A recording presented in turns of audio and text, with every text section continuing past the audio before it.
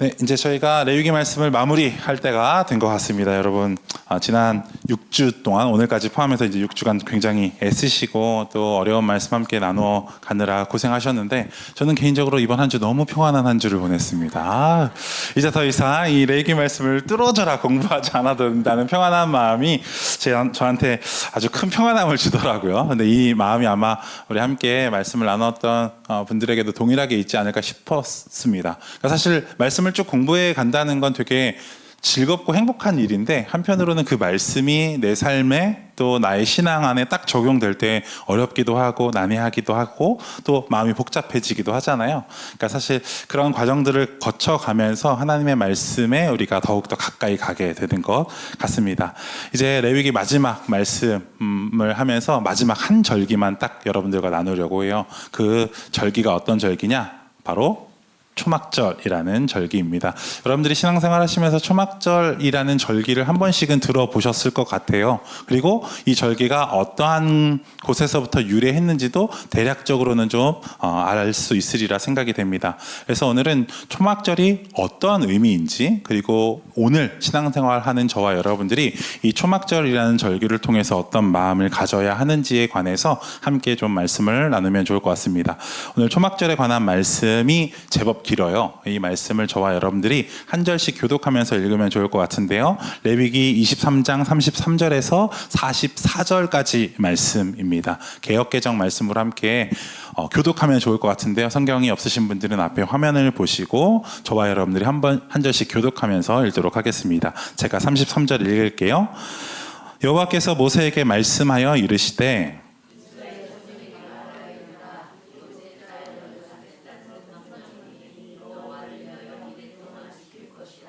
첫날에는 성회로 모일지니 너희는 아무 노동도 하지 말지며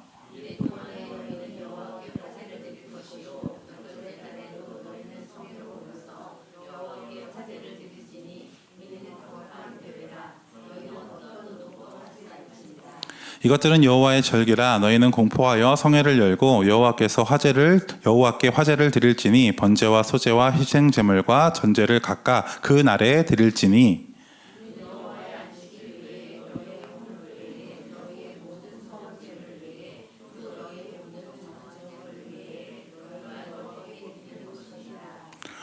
너희가 토지 소산 거두기를 마치거든 일곱째 달 15째 날부터 이래 동안 여호와의 절기를 지키되 첫날에도 안식하고 여덟째 날에도 안식할 것이요.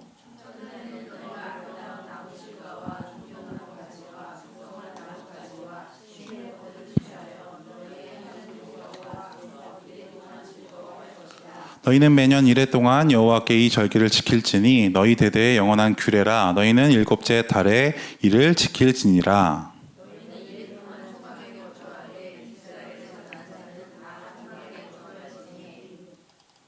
이는 내가 이스라엘 자손을 애굽 땅에서 인도하여 내던 때에 초막에 거주하게 한 줄을 너희 대대로 알게 함이니라. 나는 너희 하나님 여호와이니라. 우리 44절 함께 보겠습니다. 모세는 이와 같이 여호와의 절기를 이스라엘 자손에게 공포하였더라. 아멘, 아멘. 자, 여러분, 이제 저와 여러분들이 이 7가지 절기를 쭉 하나하나씩 나누면서 제가 여러분들에게 계속해서 반복하고 거듭해서 설명드렸었던 아주 중요한 키워드 하나가 있습니다. 절기는 누구의 그림자다? 예수님의 그림자다라는 것들을 제가 여러분들에게 계속해서 반복해서 설명을 드렸습니다. 그리고 저는 이 성경 공부를 이제 마무리하면서 여러분들이 어쩌면 이 수요 성경 공부를 마치고 난 이후에 여러분들의 일상을 분주하게 살아가다 보면 여러분들이 함께 배우고 나누었었던 이 절기의 이미지가 점점 흐릿해질 수 있고 까먹어 갈 수밖에 없겠다 하는 생각을 하게 되었습니다. 그런데 아마 예전과는 조금 다른 느낌의 잊어버림이 될 거예요. 왜 그러냐면 예전에는 이 절기가 무엇을 의미하는지 전혀 모르는 상태에서 그냥 듣고 잃어버렸던 거라면 지금은 저와 여러분들이 6주간 이 절기에 관해서 함께 나누고 이 의미를 하나하나 좀 찾아가 잖아요. 그러니까 똑같이 우리가 이제는 까먹고 잊어버리다 하더라도 이 절기 6월절 하면 여러분들 안에 크게 탁탁 그려지는 여러분들만의 이미지가 있을 거예요. 일상생활을 해가면서 그것들을 잊고 살아가다가도 갑자기 성경을 보거나 말씀을 들을 때 이 6월절이라는 단어가 딱 나오면 여러분들 머리 안에 딱딱 그려지는 이미지가 있을 거예요. 그래서 저는 여러분들이 이 수요 성경 공부를 하고 난 이후에 이 절기를 대할 때 과거의 잃어버림과 이제 배우고 난 이후에 잃어버림은 좀 다르지 않을까 하는 생각이 듭니다. 그리고 사실 여러분, 절기는 잊어버리셔야 해요. 왜요?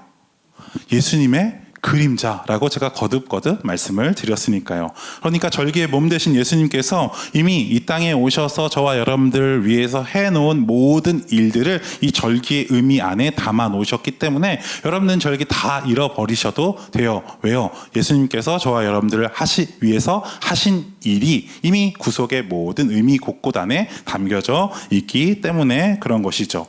그래서 저는 오늘 우리가 이 절기를 계속해서 다루어 가면서 누구를 놓지 않았으면 좋겠냐 하면 예수 그리스도를 놓지 않았으면 좋겠다 하는 생각이 드는 거예요. 그리고 그 의미를 기억하면서 이제 우리 과거를 한번 복습해 보는 거예요. 하나님께서 이스라엘 백성들에게 절기를 주셨죠. 첫 번째 절기가 어떤 절기였죠? 6월절. 두 번째 절기는요? 무교절. 세 번째 절기는요? 초실절. 네 번째 절기는요? 오순절. 여기까지 이렇게 척척척척 대답하실 수 있는 성도님들이 그렇게 많지 않아요. 그런데 이 네 가지 절기를 꼭 계절로 비유를 하면 제가 어느 계절에 비유한다고 그랬죠? 맞아요. 봄에 비유할 수 있다고 했죠. 그래서 이 네 가지 절기는 우리는 봄절기라고 여러분들에게 부르겠다 말씀을 드렸습니다. 그리고 사실 이 봄절기는 예수 그리스도께서 이 땅에 오셔서 이미 다 이루어 주신 일들에 관한 것들이에요. 예수님께서 이 땅에 오셔서 십자가를 지시고 낮아지심으로 그리고 부활하심으로 말미암아 저와 여러분들에게 이미 이 네 가지 절기에 대해서는 이미 다 이루어 주셨어요. 그리고 그 이루어진 것들을 우리가 확인하는 시간을 가졌던 것이죠. 그리고 하나님께서 예수 그리스도를 통해서 이미 이루어진 네 가지 절기를 보내고 난 다음에 우리에게 어떤 시간이 온다라는 거예요. 가을 절기가 오기 전에 어떤 시간이 있다고 말씀드렸죠? 여름과 같은 시간이 있게 될 거라고 여러분들에게 말씀을 드렸어요. 그러니까 저와 여러분들은 지금 어떤 시간을 보내고 있다고 할 수 있을까요? 이미 예수 그리스도께서 네 가지 절기의 의미를 다 이루시고 하늘로 승천하셨어요. 그리고 예수님께서 오셨나요? 아직 안 오셨나요? 아직 안 오셨어요. 하지만 오실 때 어떤 일들이 있을 거라고 어떤 절기를 통해서 말씀해 주셨죠? 나팔절이라는 절기를 통해서 말씀해 주신 거예요. 그 날이 아직 왔어요? 안 왔어요? 아직은 안 왔어요. 그런데 성경에서는 어떻게 표현하고 있다고요? 마치 온 것처럼 표현하고 있다고요. 그래서 우리는 아직 오지 않은 절기를 기다리면서 여름과 같은 시간을 보내고 있다라고 말씀을 드렸어요. 그런데 여러분, 훌륭한 농부는 이 여름과 같은 시간을 어떻게 보낸다고 말씀을 드렸죠? 부지런히 애쓰며 땀을 흘리며 노동하며 보낸다고 말씀을 드렸어요. 왜요? 김도 매주는 이유, 물도 주는 이유, 가지치기를 해주는 이유, 왜 그렇다고 말씀을 드렸나요? 무엇 때문에? 좋은 열매를 얻기 위해서 그런 시간을 보낸다고 말씀을 드린 거예요. 그래서 제가 가만히 생각해 보니까 우리의 신앙의 모든 여정이 이 절기의 시즌과 비슷한 것 같은 거예요. 저와 여러분들이 예수님을 알기 전에, 예수 그리스도를 인격적으로 만나기 전에는 꼭 어떤 시간과 같냐 하면 겨울의 시간과 같은 거예요. 살아있어도 살아있지 않은 것 같은, 생명력 없는 그런 시간을 보내다가 인격적으로 예수님을 만나고 예수님을 구주와 주님으로 고백하는 그 순간 우리의 삶이 새로워지고 우리의 삶이 봄과 같이, 새로운 시작과 같이 시작이 되는 것이죠. 그런데 그 시간이 영원하면 좋을 것 같은데 그렇지 않더라는 거예요. 저와 여러분들이 교회 일을 하면 할수록 저와 여러분들에게 하나님께서 주시는 일과 어떤 직분이 무거워지면 무거워질수록 내가 집사가 되고 권사가 되고 장로가 되고 점점 우리의 직분이 교회 일에서 어떤 비중이 많아지면 많아질수록 더 행복해져야 될 것 같은데 이상하게 눈물 흘릴 일들이 더 많아지고 뭔가 마음을 써야 될 일들이 더 많아지고 더 마음 아프게 하는 일들이 더 많아진다는 거예요. 왜 그럴까요? 우리가 꼭 여름과 같은 시간을 보내고 있기 때문에 저와 여러분들의 자리가 이제는 그 네 가지 구원의 여러 일들을 다 체험하고 난 다음 주님을 기다리고 있는 그 절기 없는 계절을 보내는 것 같은 시간을 보내고 있기 때문에 그런 거예요. 그래서 저는 우리가 이 농부의 마음을 좀 잊지 않았으면 좋겠어요. 여러분, 농부 비 온다고 밭에 나갈까요? 안 나갈까요? 들여다봐야 돼요. 햇볕이 뜨겁다고 집에 있으면 될까요? 안 될까요? 안 돼요. 밭을 들여다봐야 돼요. 왜요? 좋은 열매를 얻기 위해서. 여러분, 농부가 계속 밭에 관심을 가지고 있는 것처럼 힘들고 어렵고 눈물이 나는 일이 있어도 그 밭을 들여다보는 마음으로 우리가 우리의 신앙의 다리를 계속해서 들여다보자라는 거예요. 무엇 때문에? 하나님께서 장차 저와 여러분들에게 가져다 주실 열매, 이 뜨거운 여름날이 지나고 난 다음에 하나님께서 가져다 주실 그 열매를 바라보며 우리가 힘들어도 눈물질 일이 있어도 계속해서 우리의 신앙의 삶을 들여다보자는 거예요. 그러니까 저는 우리 높은듯 광성교회, 그리고 이 자리에 앉아서 수요 성경 공부를 하고 계신 분들은 앞으로 이런 마음 가져왔으면 좋겠어요.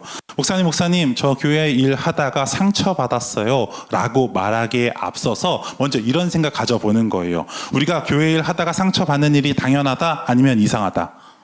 당연하다. 왜 당연할까요? 우리가 지금 어떤 시간을 보내고 있기 때문에, 여름과 같은 시간을 보내고 있기 때문에 그런 거예요. 그래서 저는 여러분들이 앞으로 교회 일 하시다가 아유 상처받았어요, 저 마음이 어려워요 라고 말하기에 앞서서, 아 그렇지, 내가 지금 어떤 시간을 보내고 있지? 여름과 같이 절기 없는 시간을 보내고 있지라는 생각을 먼저 떠올려 달라는 거예요. 그리고 그 마음과 함께 내가 지금 땀 흘리는 게 당연하다, 이상하다? 당연하다. 내가 지금 마음에 끓탕을 끓이는 게 당연하다, 이상하다? 당연하다. 왜 당연할까요? 내가 지금 그만큼 열매를, 하나님께서 주실 그 열매를 사모하며 기다리고 있는 시간을 갖고 있기 때문에 그런 것이죠. 그렇게 여러분들이 하루 이틀 눈물을 흘리며 마음의 끓탕을 끓여가며 기다릴 때 어느 날 갑자기 어떤 소리가 들려온다는 거예요. 뿌 하고 나팔 소리가 들려오게 될 거라는 거예요. 그럴 때 주님께서 여러분들에게 이렇게 말하실 것 같아요. 아이고 사랑하는 아들아, 사랑하는 딸아, 그동안 마음 많이 속상했지? 내가 그거 다 안다. 내가 그 시간 다 기억하고 있다. 잘했다, 충성된 종아. 네가 오늘 하늘 천국 나라 잔치에 나와 함께 하자꾸나 라고 말씀해 주실 거예요. 그런데 이 소리를 듣기 위해선 반드시 어떤 시간이 필요한 줄 아세요? 여름과 같은 뜨거운 시간이 필요한 거예요. 그리고 난 다음에 이 나팔절의 절기가 다 지나고 난 다음에 어떤 절기가 이어지죠? 나팔절 다음에 대속죄일이라는 절기가 이어지는 거예요. 여러분, 대속죄일은 어떤 절기냐 하면요, 양과 염소를 가르는 거예요. 하나님 편에 선 사람과 하나님 편에 서지 않은 사람을 하나님께서 이제 가르시겠다는 거예요. 어떤 과정을 통해? 심판의 과정을 통해서요. 그래서 저와 여러분이 여름의 날을 잘 견디면 하나님께서 아유 사랑하는 내 아들아 딸아 네가 참 잘했다 하면서 하나님 편으로 받아주시고, 또 반면 그렇지 않은 사람들은 어떻게 된다는 거예요? 하나님과 상관없는 사람으로 치부해 버리시겠다라는 거예요. 기회가 더 있을까요, 없을까요? 없어요. 그래서 대속죄일은 언제만 지켜요? 딱 하루만 지켜요. 요일로 따지면요, 몇 월 며칠? 7월 10일. 맞아요. 대속죄일은 딱 하루만 따지는 거예요. 그래서 속죄일이 단 하루라는 사실은요, 저와 여러분들에게 이렇게 좀 생각해 볼 수 있는 거리를 던져주는 것 같아요. 여러분, 우리에게 하나님의 편에 설지 아니면 하나님 반대편에 설지, 우리가 하나님 앞에 알곡이 될지 쭉정이가 될지는 언제 결정하라는 거예요? 지금 당장 결정하라는 거예요. 왜요? 기회가 더 이상 없으니까. 마치 대속죄일이 7월 10일 하루인 것처럼 우리가 하나님 편에 설지 알곡이 될지 쭉정이가 될지는 지금 당장 결정하라는 거예요. 기회가 더 있습니까, 없습니까? 없어요. 그렇기 때문에 우리 하루하루의 일상이 너무나도 소중한 거예요. 여러분, 여러분들이 하나님 편에 섰는지, 여러분들이 하나님 앞에 알곡인지 쭉정인지를 어떻게 알 수 있는 줄 아세요? 내가 오늘 하루를 어떻게 살았느냐에 따라 내가 하나님 앞에 알곡이 되기도 하고 쭉정이가 될 수도 있다는 거예요. 하나님과 상관없는 삶을 살면요, 내가 쭉정이일 수밖에 없는 거예요. 그러나 내 삶이 실패하고 너무 힘든 시간을 계속 겪고 있다고 느낄지라도 하나님과 자꾸 연결되고 하나님의 말씀에 순종하려고 몸부림치며 살아가는 사람은요, 하나님께서 알곡으로 받아주시겠다는 거죠. 그게 언제 결정나요? 7월 10일 대속죄일에 결정이 나는 거예요. 그러니 저와 여러분들의 일상이 소중할까요? 소중하지 않을까요? 저는 소중한다고 믿어요. 왜요? 이 하루를 어떻게 보내느냐에 따라서 내가 하나님 앞에 쭉정이가 될 수도 있고 알곡이 될 수도 있기 때문에 그런 것이죠. 그래서 저는 이 대속죄 일을 여러분들이 생각할 때마다 무엇이 우리 앞에 있다라는 생각을 해야 될까요? 저는 하나님의 심판이 우리 앞에 있다는 생각을 해야 할 것 같아요. 그런데 사실 신앙생활하면서 이런 생각 많이 할까요? 많이 안 할까요? 많이 못하게 되는 게 사실인 것 같아요. 그러나 하나님께서 적어도 이 대속죄일을 통해서 하나님의 심판이 있다라는 사실은 우리에게 알려주고 있는 것이죠. 그리고 대속죄일에 가장 중요한 사람이 누구예요? 제일 중요한 사람이 누구예요? 대속죄일 7월 10일에 지성소로 누구만 들어갈 수 있어요? 대제사장만 들어갈 수 있어요. 그러다 보니 이 대속죄일에는 자연스럽게 누구를 주목하게 되나요? 대제사장만 주목하게 돼요. 왜요? 그가 지성소에 들어가서 어떻게 하느냐에 따라서 하나님 앞에 용서를 받을 수도 있고 용서를 받지 못할 수도 있기 때문에 그런 거예요. 그래서 이스라엘 사람들의 온통 관심은 누구에게 있다? 대제사장에게 있는 거예요. 그런데 하나님께서 저와 여러분들에게 약속해 주셨죠? 우리에게 어떤 분을 주셨대요? 큰 대제사장 예수님을 주셨다는 거예요. 그리고 그 대제사장 예수님께서 사람의 한계를 뛰어넘으시고 재물의 한계를 뛰어넘으시고 장소의 한계를 뛰어넘으시고 누구를 찾아오셨대요? 저와 여러분들의 삶에 찾아오셨다는 거예요. 이게 대속죄일이 저와 여러분들에게 주는 또 다른 은혜인 것이죠. 그러니 저와 여러분들이 늘 일상을 어떻게 살아가야 될까요? 내 앞에 누가 계시다? 하나님이 계시다. 왜요? 하나님께서 커튼을 찢으시고 찾아오셨으니까. 그쵸? 그리고 그 하나님이 저와 여러분들 앞에서 함께 계신 거예요. 이걸 우리 믿음의 선배들은 뭐라고 이야기했다고요? 코람 데오, 하나님 앞에서 내가 말하고 행동하고 생활합니다 라고 고백했다고요. 그런 믿음의 자세를 가지고 하루하루 살아가는 사람들에게 하나님께서 주시는 마지막 절기가 어떤 절기다? 초막절이다 라는 것들을 여러분들이 기억하시면서 이제 오늘 말씀을 함께 읽어가면 좋을 것 같습니다. 여러분, 하나님께서 이스라엘 백성들에게 주신 마지막 절기가 초막절이라는 절기예요. 그런데 왜 초막절이라고 부르냐 하면 여러분들이 이 말씀을 읽으면 좋을 것 같아요. 이 말씀 안에 잘 기록되어 있거든요. 먼저 39절 말씀입니다. 우리 39절 함께 보겠습니다. 시작. 너희가 토지 소산 거두기를 마치거든 일곱째 달 15날부터 이래 동안 여호와의 절기를 지키되 첫날에도 안식하고 여덟째 날에도 안식할 것이요. 아멘. 여기 말씀해 보면 너희가 토지 소산 거두기를 마치거든 일곱째 달 며칠이래요? 그러니까 며칠? 15일이라는 거예요. 자, 여러분, 대속죄일이 몇 월 며칠이었어요? 7월 10일. 그리고 며칠이 지난 다음부터 초막절을 지키는 거예요. 5일이 지난 다음부터 초막절을 지키기 시작하는 거예요. 그러니까 대속죄일 이후 5일부터 며칠 동안, 기간은 언제까지 지키래요? 이래 동안 7일을 지키라는 거예요. 자, 그러면 15, 16, 17, 18, 19, 20, 21일. 그러니까 달력 개념으로 보면 21일까지 초막절을 지킨다라는 것이죠. 그러니까 21일까지 여호와의 절기를 지키되 첫날에 어떻게 하래요?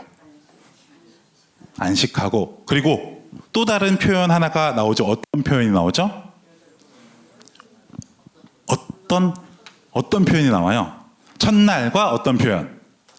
여덟째 날이라는 표현이 나오죠. 자, 이제 여러분들 이 여덟째 날이라는 표현을 딱 듣기 시작하면 이제 여러분들 머리 안에 쭉 그려지는 이미지가 있어야 돼요. 여러분, 우리가 레위기를 쭉 보면서 하나님께서 우리에게 안식일 이튿날이라는 개념을 알려주셨어요. 안식일 이튿날, 이런 안식일 다음날이라는 개념이죠.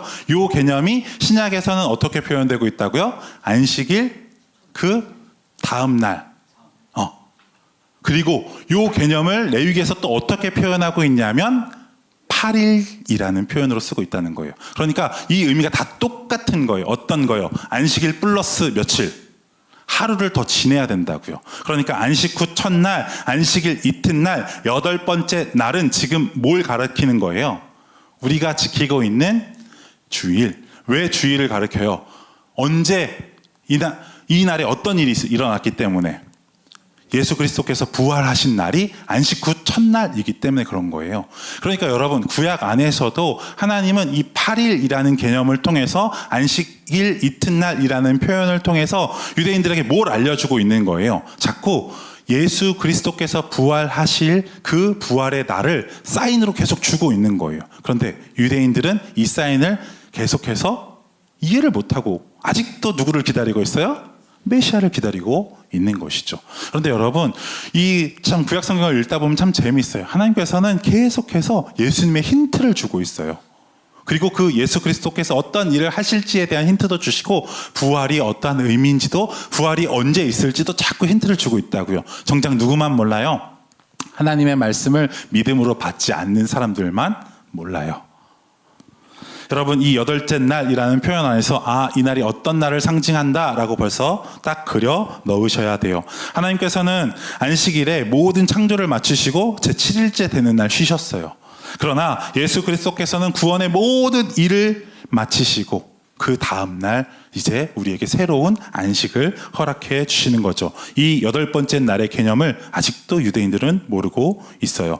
여러분 40절부터도 한번 쭉 볼까요? 40절 제가 읽겠습니다. 그 첫날에는 너희가 아름다운 나무 실과와 종려나무 가지와 무성한 나무 가지와 신의 버들을 취하여 너희의 하나님 여호와 앞에서 이레 동안 즐거워할 것이라.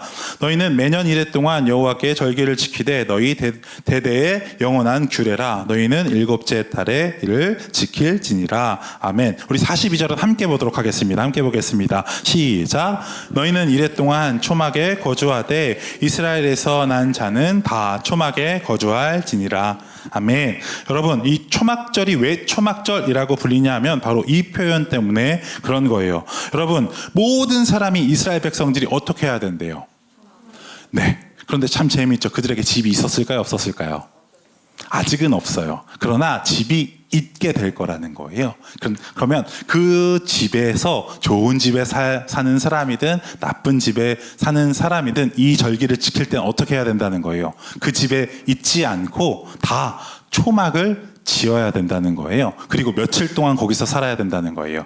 7일 동안은 무조건 살아야 된다라는 것이죠. 여러분 이게 저와 여러분들에게 어떤 의미가 있을까요? 저와 여러분들에게도 다 거할 거처가 있죠. 그 집이 좋은 집도 있고 나쁜 집도 있고 내 집인 사람도 있고 그렇지 않은 사람들도 있을 거라는 거예요. 그런데 그것과 상관없이 이 초막절이 되면 어떻게 해야 된다는 거예요? 누구든 상관없이 다 집을 지어야 된다는 거예요. 초막을 지어야 한다라는 것이죠. 그리고 일주일 동안 그 초막에 살아야 한다라는 것이죠. 그러니 여러분 이 초막절에 담긴 첫 번째 의미는 어떤 게 있을까요? 초막은 기본적으로 내가 살고 있는 안락한 곳을 떠나야 된다라는 걸 상징적으로 우리에게 보내주는 거예요. 여러분 초막절의 가장 중요하고 핵심적인 의미는요, 내가 살던 집을 떠나야 된다는 거예요. 내가 거주하고 있는 곳을 떠나야 된다라는 것입니다. 이스라엘 백성들이 연중을 이렇게 생활해 가면서 그들이 아무리 좋은 집에 살아도 그들이 아무리 평안한 곳에 있어도 적어도 일주일만큼은 어떻게 해야 된다? 초막을 짓고 그 집을 떠나야 된다라는 거예요. 여러분 저는 저와 여러분들에게 이런 생각들이 있어야 된다고 믿습니다. 저와 여러분들이 살고 있는 것이 다 달라요. 좋은 집일 수도 있고 나쁜 집일 수도 있어요. 그러나 분명한 건 어느 날 그 시점이 되면 저와 여러분들이 이 집을 떠나야 된다라는 것을 이 초막절의 절기를 통해서 우리에게 하나님께서 알려주고 계시다라는 것입니다. 그런데 여러분 우리가 이 땅을 떠나서 어디론가 가야 된다라는 생각을 많이 하면서 살까요? 그렇지 않을까요? 사실 그렇지 않다는 거예요. 우리가 말로는 예수 믿고 천국 갑시다, 하나님 나라에 갑시다 라고 말은 많이 하지만 정작 하나님 나라, 천국이 우리 곁에서 있음을 많이 느끼지 못하고 그것들을 의식하며 살아가지 못한다는 거예요. 그래서 하나님께서 의식적으로 그 날을 기억할 수 있도록 1년에 일주일만큼은 너희가 이 안락한 집을 떠나서 불편한 초막에서 살아야 된다고 알려주고 계신 것이죠. 저는 가끔씩 이런 생각을 해봅니다. 제가 사역을 하는 연수를 쭉 세워봤을 때 사실 제가 지금까지 오기까지, 제가 이렇게 사역을 하기까지 저를 위해 기도해 주시고 저를 응원해 주시고 칭찬해 주시고 아껴주셨던 분들이 너무 많이 계세요. 그리고 그분들의 사랑 덕분에 제가 오늘도 힘을 내서 사역해 갈 수 있습니다. 그런데 이렇게 돌이켜 보니까요, 어느 날부터 하나님께서 제가 너무나도 사랑하고 또 존경하는 분을 자꾸 어디론가 데려가시는 거예요. 자꾸 어디론가 데려가시는 거예요. 사실 제가 하나님께서 그런 일들을 겪지 않게 해주셨으면 제가 이런 생각들 많이 안 했을 것 같아요. 근데 제가 너무 존경하고 사랑하는 분들이 점점 어디론가 떠나는 거예요. 그러면서 그냥 그런 생각이 들었어요. 아니, 하나님, 왜 제가 이렇게 너무나도 사랑하고 아끼는 분들을 자꾸 어디론가 데려가세요 라는 생각을 하게 됐어요. 그러면서 자연스럽게 제 생각이 어디로 가게 되는 줄 아세요? 그분들이 있을 그 어딘가를 자꾸 생각하게 되더라고요. 사실 저는 그 전까지 어떤 생각을 가지고 사역했냐면, 어떻게 하면 사람들에게 인정받을까, 어떻게 하면 사람들에게 좋은 목회자라고 칭찬받으며 사역할까, 저 사람이 나를 어떻게 평가할까에 훨씬 더 관심이 많았던 사람이에요. 그런데 하나님께서 제 주변에 사랑하는 사람들을 하나씩 어디론가 데려가시면서 제 안에 생각을 바꿔주시기 시작했어요. 아니, 하나님, 왜 이분들을 데려가시죠? 그러면서 자꾸 그분들이 있는 곳을 생각하게 해 주셨어요. 그러면서 제 신앙의 사역의 방향이 조금씩 바뀌기 시작했습니다. 제가 이 땅에서 사람들에게 인정받고 사랑받는 것도 물론 중요하겠지만, 저의 어떤 생각의 한편에는 자꾸 어디를 생각하게 됐냐 하면, 그분들이 계신, 제가 사랑하는 그분들이 계신 곳을 자꾸 생각하고 떠올리게 되는 것이죠. 여러분, 근데 어디 저만 그렇습니까? 저와 여러분들도 이 땅에서의 삶에 너무 몰두한 나머지 이 땅의 것이 전부인 것 마냥 살아가고 있지 않나요? 그래서 사람의 인정에, 사람의 말에, 어떤 상황과 환경에 일희일비해 가면서 그것들이 내 마음에 너무 큰 상처를 주기도 하고, 정말 별거 아닌데 그 일이 내 안에 너무 기쁨이 되기도 하지 않나요? 근데 여러분, 그거 아세요? 언젠가 우리가 떠날 날이 있대요. 그리고 그 떠날 날이 있음을 하나님께서 계속해서 강조하고 계시다라는 사실을 여러분들이 이 초막절이라는 절기를 통해서 마음 깊이 좀 새겨 넣으셨으면 좋겠어요. 여러분들 안에 사랑하는 사람들 하나님께서 하나 둘씩 점점 어디론가 데려갈 날들이 있을 거예요. 그럴 때마다 슬프다, 아쉽다, 못해줬었던 일들만 생각하지 마시고 어떤 생각하냐 하면, 나도 언젠간 떠나야 할 그 날이 있구나. 그리고 내가 사랑하는 그분들이 가 있는 그곳을 사모하는 믿음의 새로운 시선이 저와 여러분들에게 열리길 주의 이름으로 축원합니다. 초막절은요, 저희에게 우리가 떠날 날이 있음을 알려주는 절기예요. 우리가 아무리 좋은 집에 살아도, 아무리 평안한 곳에 있다 할지라도 며칠만큼이요, 7일만큼은 떨어져 있어야 돼요. 그 안락함 을 벗어서. 근데 여러분, 성경을 읽으면서 제가 슬쩍 언급하긴 했지만, 성경에서 어떤 특정한 의미를 부여하는 숫자가 있다고 말씀드렸잖아요. 완전수 혹시 어떤 게 기억나세요? 3, 또 7. 여러분, 7. 여러분, 우리가 안락한 집을 떠나서 며칠은 있어야 된대요. 7일은 있어야 된대. 이걸 어떻게 해석하는 성경학자가 있냐면요, 그런 거예요. 우리가 아무리 좋고 안락한 집에 있어도 우리가 결국 떠나서 가야 할 그 집은 완전한 집이라는 거예요. 왜요? 7일만큼은 떨어져 있어야 되니까요.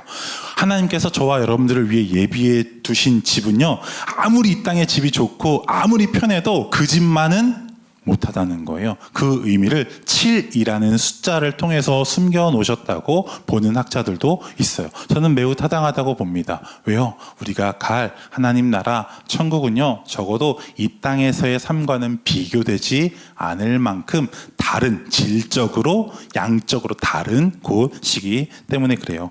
그러니 여러분, 우리는 떠나야 된다는 생각을 늘 우리의 마음 한켠에 집어 넣어야 돼요. 그래서 이 땅의 삶이 전부가 아니에요. 이 땅의 삶의 건강이 전부가 아니라, 이 땅의 지식이 전부가 아니라, 이 땅에서 우리가 누리고 있는 그 편안함과 안락함이 전부가 아니라, 하나님께 속한 사람은 언젠간 하나님의 말씀에 순종하여 초막을 짓고 그 초막에서 일주일은 살아야 된다라는 걸 우리에게 알려주고 있는 것이죠. 그러면서 여러분들에게 묻고 싶습니다. 여러분, 이 땅에서 집 열심히 준비해 오면서 사셨죠? 15평 사시는 분들은 언젠간 돈 모아서 20평으로 가야지, 20평 사시던 분은 30평으로 가야지, 전세 살던 분은 내 집 마련해야지, 열심히 이 집 걱정하면서 생각하시면서 사셨잖아요. 여러분들에게 묻고 싶어요. 그래서 여러분들은 이제 하늘나라 우리가 가야 할 집, 그 집을 얼마만큼 예비하면서 살아가고 계신가요? 부동산은 불패라는 생각 그 생각 때문에 여러분들이 지금까지 악착같이 돈 벌고 쓸 거 아끼고 사셨잖아요. 근데 한 번 더 생각해 보자는 거예요. 우리가 가게 될 장차 그 하나님 나라의 집을 위해선 여러분 어떤 준비하고 계시냐고요.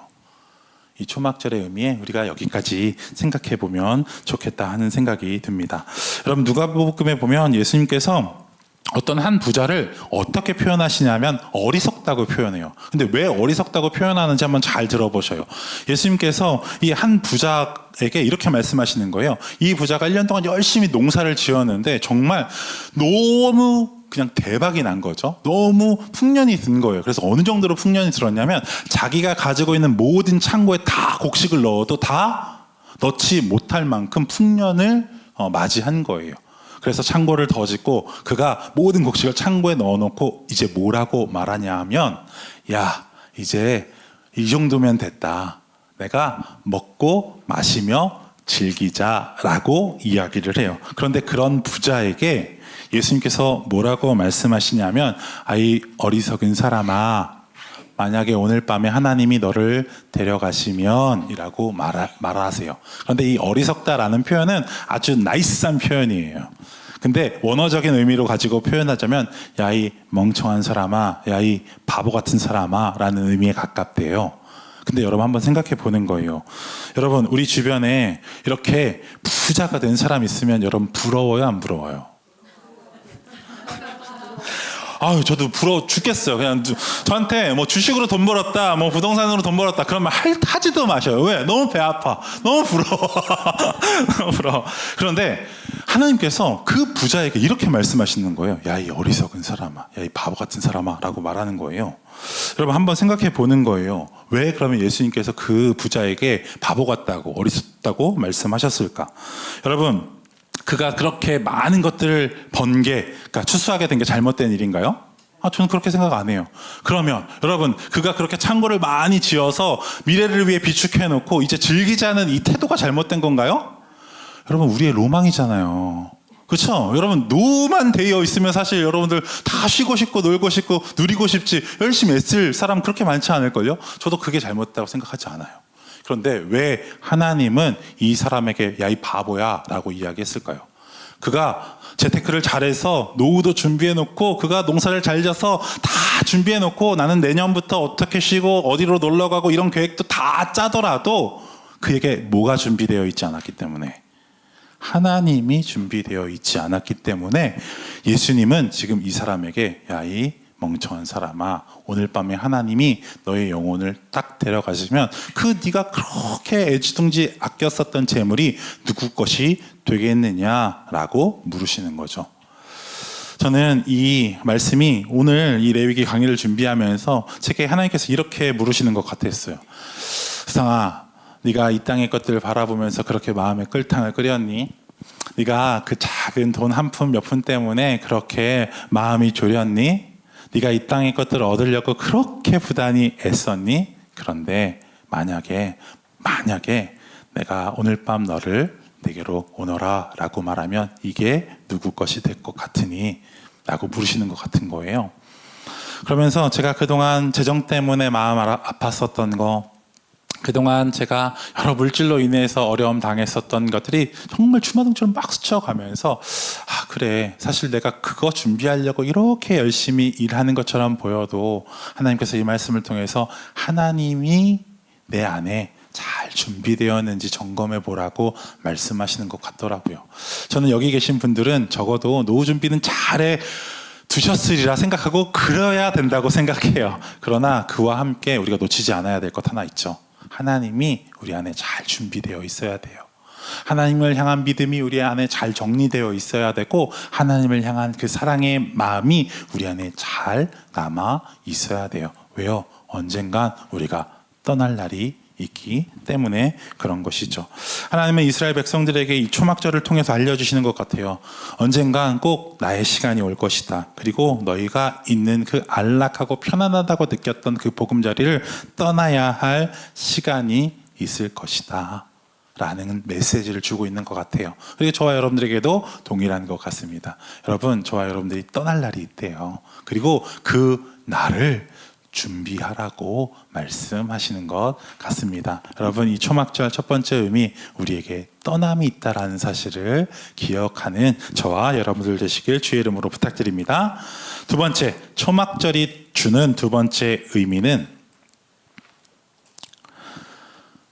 저는 이 집에 거하면서 영원한 집을 바라보는 시간으로 하나님께서 초막절을 이스라엘 백성들에게, 그리고 저와 여러분들에게 주시지 않았나 싶습니다. 여러분, 초막절이라는 절기를 여러분들이 오늘 저와 여러분들과 함께 지킨다고 한번 생각해 보는 거예요.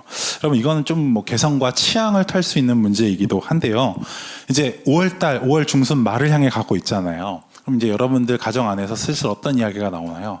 올 여름 휴가는 어디로 갈까? 이런 이야기 충분히 나올 법하죠. 그런데 여러분들의 사랑하는 남편이, 아내가 여보, 올해는 우리 캠핑 해보면 어떨까? 라고 하는 거예요. 여러분, 혹시 캠핑 좋아하는 분 계셔요? 저는 개인적으로 좋아해요. 너무 좋아하는데 한번 생각해 보는 거예요. 여러분들의 아내와 또 남편들이 여러분들한테 오늘 이 수업을 마치고 갔는데 올 우리 여름 휴가는 캠핑으로 해보면 어때? 라고 하면 여러분 좋으세요? 안 좋으세요? 좋아요? 잘 생각해보고 대답하세요. 여러분들의 믿음대로 될지 몰라요. 좋으세요? 사실 좋은 분들도 있어요. 그런데 한번 생각해보는 거예요. 일반적으로 여러분 호텔에서 예쁜 뷰 보면서 남이 차려준 음식 먹으면서 쉬는 걸 더 선호하세요? 내가 고생하며 땀 흘리면서 텐트 짓고 뜨거운 불 앞에서 음식 끓여 먹는 걸 더 선호하세요? 이렇게 말하면 벌써 노선은 확실해져요. 근데 문제는 우리 남자를 비롯한 몇몇 분들이 이걸 몰라. 잘 몰라서 자꾸 캠핑 가자 그러고 뭐 밖에 가서 그래요. 저도 사실 캠핑 좋아하거든요. 1년에 한 서너 번은 캠핑을 가요. 서너 번을 가는데 먼제가 제일 좋은 줄 아세요? 캠핑 장비 싹 꾸려서 텐트 딱 치고 앞에 테이블 딱 하고 의자 딱 깔아놓고 참 먼 뷰를 보면서 야 좋다, 여기까지 좋아요. 그 다음부터는요, 이제 생노동이 시작되는 거예요. 언제부터 생노동인지 아세요? 일단 밥 해 먹는 것부터 노동이에요. 갑자기 불을 켜는데 바람이 불기 시작하죠. 그러면요, 제가 가지고 왔었던 버너가 소용이 없어요. 그러면 바람 안 부는데 막 찾아 돌아다니는 거예요. 뭐 세워놓고 뭐 세우고 뭐 박스 깔고, 그때부터 이제 점점 지질이 궁상을 떨기 시작하는 거예요. 그 좋은 장비 갖다 놓고 불 하나 펴려고 그냥 박스 막 세워놓고 하고 밥을 먹어요. 그러면 설거지는 누가 해주죠? 제가 하는 거예요. 왜요? 저희 아내와 아들은 저 때문에 끌려왔으니까. 그러면 설거지를 하러 가야 되는데 설거지하는 장소가 기본적으로 내가 텐트를 쳐놓은 데서부터 걸어서 최소 5분, 길게는 15분을 가야 설거지할 수 있는 데가 있어요. 그러면 그 설거지 하러 가면서 땀 한 바가지 흘리고, 설거지 하고 오면서 땀 한 바가지 흘려요. 그러면 이 상태로 잘 수 있어요? 없어요? 없어요. 그럼 씻으러 가요. 씻으러 가면서 땀 한 바가지 흘리고 다 씻고 깨끗하게 하고 텐트로 오면서 또 땀이 나요. 그럼 이 일들이 무한 반복이에요. 아무리 좋아도요, 여러분, 캠핑은 이틀을 넘어가지 않아요. 그 좋은 마음이, 야 누리자, 이 마음이, 죄송하지만 여기 계신 자매님들은요 가자마자 후회할 수도 있어요. 저는 한 이틀 정도는 그 마음 누릴 수 있어요. 근데 제일 큰 문제는 언제부터인 줄 아세요? 그 텐트를 거둘 때예요. 여러분, 칠 때는요, 야 내가 여기서 좋은 시간 보내야지 기대를 가지고 친다고요. 거둘 때는요 그렇지 않아요. 딱 보면 제 아들과 저 아내는 양산 쓰면서 우아하게 커피 마시고 있어요.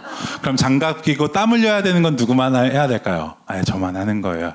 그러면 텐트 안에 여러 가지 짐들 다 정리해서 차에 넣고 텐트 걷잖아요. 그러면 최소 2시간이에요. 2시간 동안 저희 아내와 아들은 우아하게 보내고 있지만 저는 땀을 비우듯 쓰리는 거예요.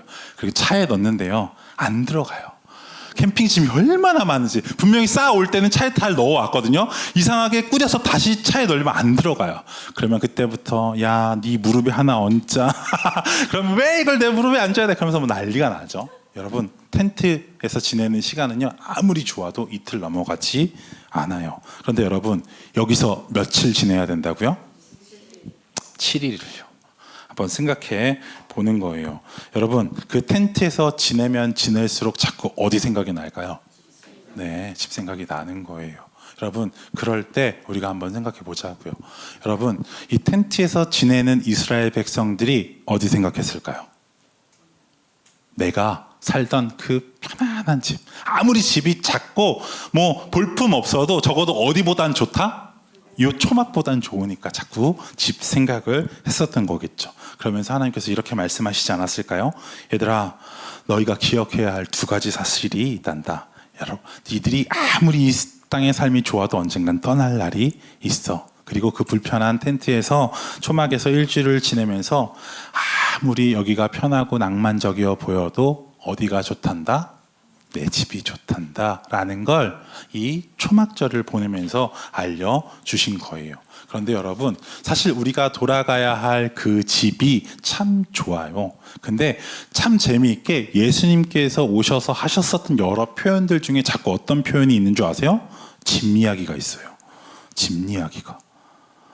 여러분, 우리 요한복음 14장 1절에서 3절 말씀 한번 읽어볼까요? 요한복음 14장, 제가 여기에는 기록해 놓지 않았는데요, 14장 1절에서 3절 말씀인데요, 성경이 있으신 분들은 함께 읽어보면 좋을 것 같아요. 요한복음 14장 1절에서 3절 말씀입니다.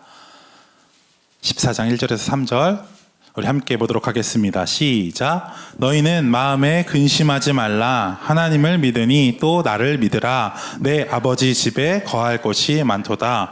그렇지 않으면 너희에게 일렀으리라. 내가 너희를 위하여 거처를 예비하러 가노니 가서 너희를 위하여 거처를 예비하면 내가 다시 와서 너희를 내게로 영접하여 나 있는 곳에 너희도 있게 하리라. 아멘. 여러분, 오늘 이 요한복음 14장 1절에서 3절까지의 말씀을 그냥 딱 요약하면 어떤 내용이에요? 예수님께서 뭐 하러 가셨대요? 집 준비하러 가신 거예요. 그리고 집이 준비되면 다시 오시겠다는 거예요. 그리고 그 집에서 누구와 누구를 살게 하겠다는 거예요? 주님과 우리를 살게 해 가겠다라는 거예요. 여러분, 그러니까 예수님께서 승천하시면서 하셨었던 말씀이 결국엔 어떤 말씀이에요? 뭐 준비하러 가신다는 거예요? 집. 그러니까 우리가 살아야 할, 거해야 할 거처를 준비하러 예수님께서 가신다라는 거예요. 그러니까 이 말을 종합적으로 생각해 보면 우리가 지금 불편한 초막 안에 살고 있어요. 그러면서 우리는 자꾸 어떤 생각을 해요? 아, 내가 살았던 그 집이 좋았지라고 생각한다고요. 그리고 그 집으로 돌아가길 손꼽아 기다린다는 거예요. 그런데 예수님께서는 어떤 의미를 우리에게 더 붙여주시냐면, 얘들아, 너희들 초막절 지키면서 너네 집 가고 싶지? 그 작은 평수였어도 그 집이 좋았지 라고 이야기하시는 것처럼 보여지지만, 하나님께서는 이 예수님을 통해서 우리에게 또 다른 집을 예비해 주고 계시다라는 거예요. 그 집이 어디예요? 아까 누군가 말씀하셨어요. 우리가 장차 가야 할 본향의 집, 그 집을 예비하러 가셨다라는 거예요. 그러니 초막절을 지키면서 우리는 어떤 걸 봐요? 아, 내가 살고 있는 그 집을 보지만 예수님께서는 그 집 너머에 우리를 위해서 또 다른 집을 예비해 주고 계시다라는 거예요. 이것들을 바라보게 하는 절기가 초막절이다라는 거예요. 여러분, 이 집은 우리가 애써서 짓는 집이 아니에요. 노력해서 얻는 집도 아니에요. 영원한 집은 누가 마련해 주시는 거예요? 주님이 마련해 주시는 것이죠.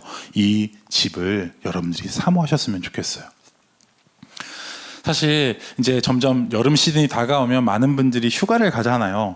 근데 저희도 어린 아이가 있다 보니까 이 휴가를 그냥 넘어갈 수가 없어요. 그러니까 어떻게 됐든 이 휴가를 휴가답게 보내야 이 친구가 뭐 유치원에 가서 자랑도 좀 하고 나 어디 갔다 왔다 하고, 그들 사이에서 또 이렇게 이야기를 할 수 있는 뭔가가 좀 되나 봐요. 그러다 보니까 이제 자꾸 이제 여행지를 알아보게 되고, 작년에는 용기를 한번 내서 그래, 해외여행 한번 가자 그래가지고 4일 동안 해외여행을 갔어요. 그럼 철저하게 그 해외여행 일정은 누구에게 맞춰져 있을까요?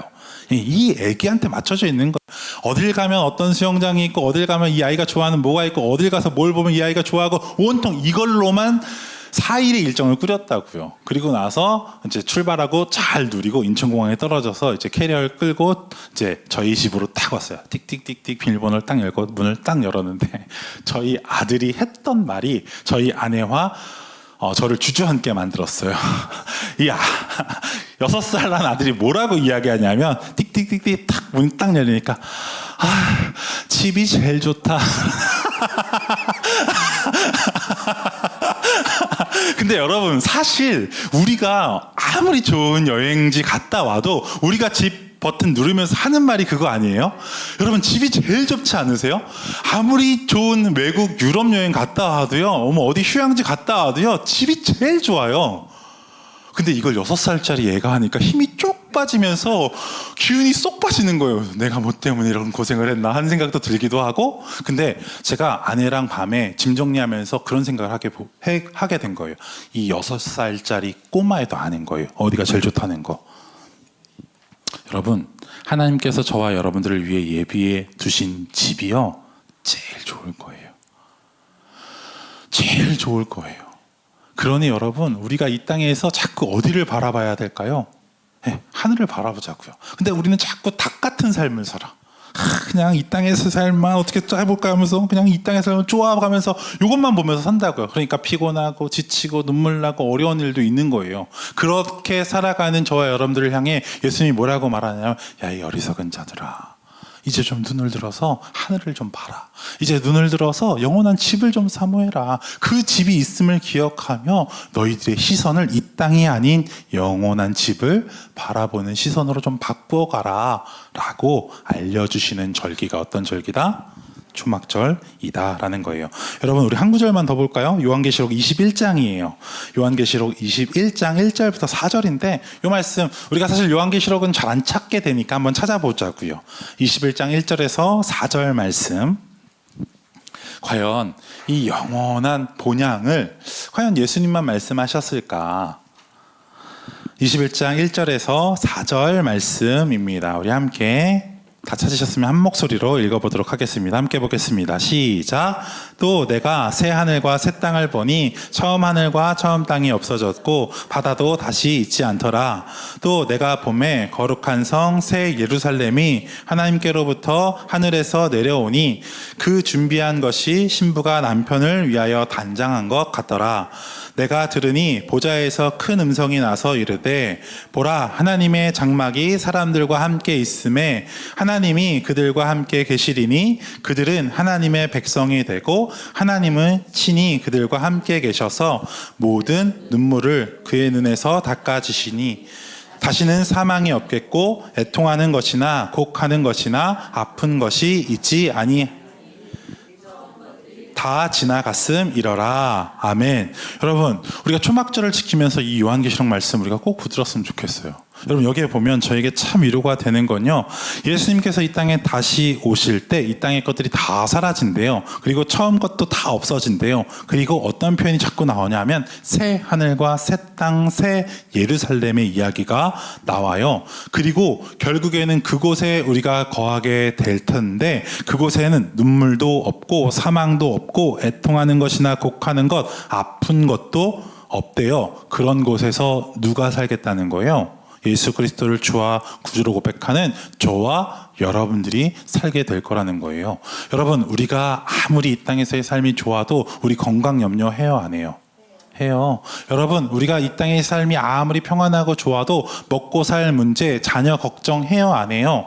해요. 그런데 하나님께서 저와 여러분들에게 궁극적으로 주실 그 새 집에선 우리가 이런 염려하지 않아도 된다는 거예요. 그러니 훨씬 더 좋은 거죠. 그래서 저는 이 새 집을 사모하는 저와 여러분들이 됐으면 좋겠어요. 하나님은 초막절을 통해서 하나님의 백성들에게 잊지 말라고 이야기하는 것 같아요. 언젠가 하나님의 시간이 되면 떠날 날이 올 거야. 그건 네가 젊어도, 네가 건강해도, 많이 가졌어도, 네 지위가 높아도 관계없이 그 날이 오게 될 거라는 거예요. 제가 길게 설명하지 않고 그냥 짧게 한 가지만 더 설명하고 말씀을 드릴게요. 여러분, 이스라엘 백성들이 절기를 지키면서 최소 3번은 이스라엘에 올라가야 됐거든요. 그러니까 예루살렘 성에 올라가야 됐거든요. 어떤 절기에 올라갔을까요? 6월절 순서대로 6월절, 또 오순절, 또 초막절. 그래서 이걸 이스라엘 백성, 그러니까 유대인들은 3대 절기라고 부르거든요. 처음에 어떤 6월절, 그리고 오순절, 초막절. 그러니까 한번 생각해 보자고요. 여러분, 성년이 되면 다 초막 하나씩은 지어야 되는 거예요. 어디서? 내가 살던 삶의 바운더리에서, 아니면 예루살렘에서. 어디서 지어야 돼요?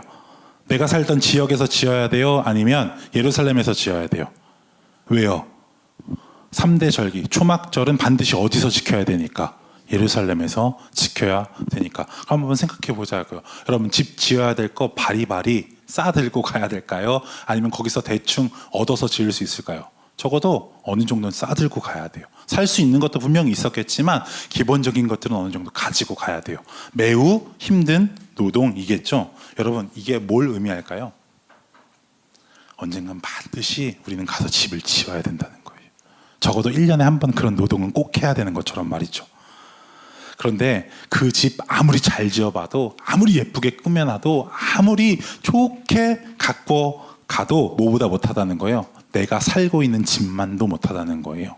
그런데 하나님께서 예비해 두신 집은요, 우리가 살고 있는 이 집과 비교할 수 없을 정도의 집을 예비해 놓고 계시다라는 사실을 여러분들이 기억하셨으면 좋겠습니다. 그러니 여러분, 우리가 계절 없는 꼭 여름과 같은 시간을 보내면서 하나님의 나팔 소리가 들려올 것들을 생각하고 또 하나님 편에서 내가 어떤 모습이 될까를 고민해 가면서 자꾸 어디를 바라봐야 할까요? 하나님 나라, 하나님과 함께할 그 시간을 사모하며 이 땅에서의 삶을 살아가는 거예요. 그래서 여러분, 낙심하지 말아야 할 이유는 우리의 시민권이 이 땅에 있는 것이 아니라 어디에 있기 때문에? 하늘에 있기 때문에. 다른 말로 말하면 우리는 어디에 속한 사람이기 때문에? 하나님께 속한 사람이기 때문에 이 땅에서의 삶이 비록 고되고 눈물겨워지더라도 하늘 소망 붙들고 살아가라고 초막절을 통해서 하나님이 저와 여러분들에게 말씀해 주시는 것 같습니다. 이 선명한 하나님의 청사진을 기억하며 오늘도 좋은 믿음의 태도와 자세, 그리고 하나님을 향한 믿음을 가지고 이 땅에서의 삶을 살아가는 저와 여러분들 되시길 주의 이름으로 부탁드립니다.